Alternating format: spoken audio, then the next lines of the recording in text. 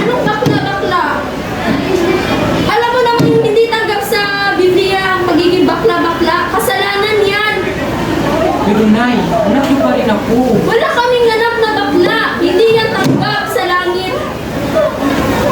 Ano ba kasalanan namin sa'yo? Snap-check mo lang kami sa'yo. Bakit ganyan?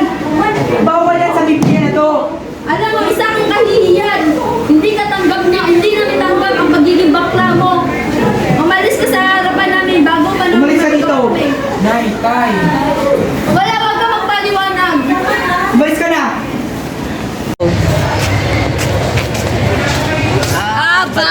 Bakla. Ayos sa'yo ng tatay mo, di ba? Nabalitaan Bakla ka pala, di ba? Bakla. Uy, be, ba't andyan ka? Okay pa lang ba? Hindi ko alam, Di. Sinabi ko na sa mga pamilya ko na bakla ko.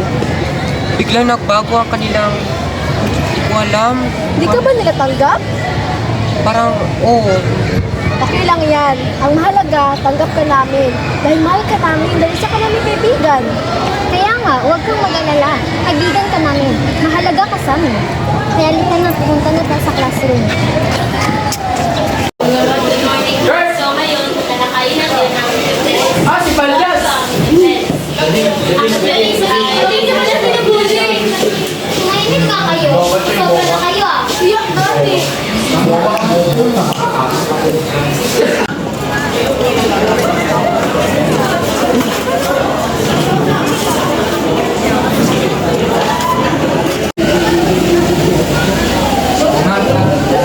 Ikaw, nasa mo na ba yung Biblia? Bago ka na ba?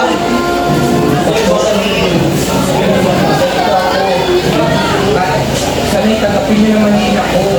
Mahirap ang tumanggap ng hindi bukal sa kalooban namin. Alam mo namang ikinakahiya yan ng pagiging bakla. May kinabukasan ka ba dyan? Buka. Nag-aaral naman ako na maayos ah. Sa pag-aaral mo, ano pa makukuha mo dyan? Kung ayaw mo magbago, itatakwil ka namin bilang anak. Umalis ka dito. Pero na, Umayas ka dito, hindi na namin gusto makita. Wala kaming anak na bakla. gusto niya yan. Ilang sila ako. Mabuti Bakit pa. mo kami sinasagot-sagot? Lumayas ka!